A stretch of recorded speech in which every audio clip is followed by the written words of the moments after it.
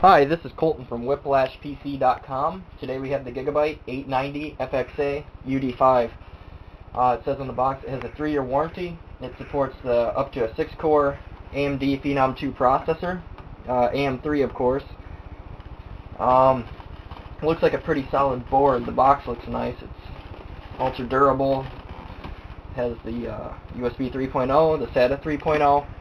It has all Japanese solid capacitors that are supposed to last up to 50,000 hours at, I believe, 50 Celsius. It supposedly has a feature where you can charge your iPhone, iPad, anything in that area while the machine's off. It has a new feature that it won't give the power to the USB. It won't shut down the power to the USB while your system is off.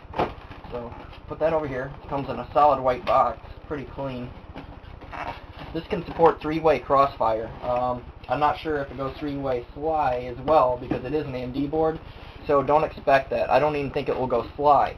I think it will only go ATI crossfire. And I know it will run one nvidia card, but a lot of people out there like to run 2 and go on a platform called SLI, and this motherboard probably won't run that just because it's an AMD chipset. And AMD usually doesn't have the patent from nvidia to go SLI.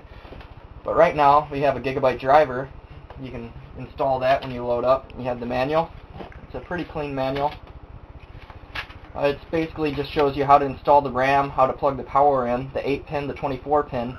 It shows you how to get around in your BIOS. It might show you how to overclock it. I'm not really going to go through because it's manual and you guys want to see the board. But it just shows you some of the features of the board. It's got a multilingual installation guidebook.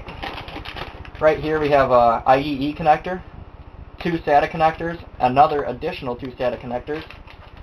We have a Gigabyte sticker. It almost wanted to come off on me. It's alright looking. I don't know. I mean, I don't see myself putting that on a brand new case, but if you have an older case and you're saying, hey, what the heck, I want to put it inside the case or on the outside so people can see it, go for it. It has a very nice back Q panel, the Q shield. It's very nice. It's got the USB connectors. It shows the little logos. Feels pretty solid. Not bad. Okay, now we're coming to the main motherboard. This is also looking pretty good. This is a Gigabyte. It's very pretty from the looks of it. Let me pull it out of this wrapper here and put it on the anti-static shield. It doesn't have a CPU shield, which I'm surprised. I noticed that right off the bat. It's black, like for where you put the processor at, but usually there's a shield, if some of you are familiar with it, that protects it, and I don't see one on here, which is kind of surprising. Maybe they forgot it at the factory, but because usually boards have it. I believe this supports up to DDR 1800 or something like that. I'm going to run DDR3 1333, so it runs fine and I don't have to overclock it, because once you get up to 1600 you usually have to overclock it for it to recognize what it's at, and I don't like to overclock on a board that I need to be super stable. If it was a gaming rig, go for it. But you have one PCI Express X16, another additional X16 right here. This is a PCI Express X4. It'll run fine, but it won't be running at full potential. This is a PCI Express X8, so obviously it's 4 more than the last one. So you can run 16, 16, 8, which is pretty good if you're running 3-way crossfire. Say you want to run 4 video cards and they're single slot, that shouldn't be a problem either. You're going to have X16, X16, X4, X8. It might go X8, X8, X4, X4 if you run all 4 of them, because some motherboards do that. But the actual quality of the board is pretty good. And I mean, it's very solid. It's a very nice board.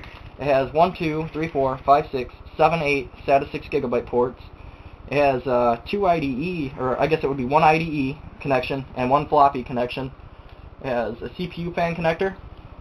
It has a chassis fan connector, another chassis fan connector, and an additional chassis fan connector down there. Down here is where you plug your things in that you need in. The sound card is supposed to be pretty good on this. It's that Dolby Digital, it said, or something like that. But it has up to a 7.1. It has 1, 2, 3, 4, 5, 6, it looks like 6 or 7 USB 3.0 connections. It's got the SPDIF connection and the peer-to-peer, whatever that is, P2P USB mouse connector. But other than that, it looks like a pretty solid board. I'll give you the back view. It's pretty clean. And this is the Gigabyte FXA UD5. Thanks for viewing.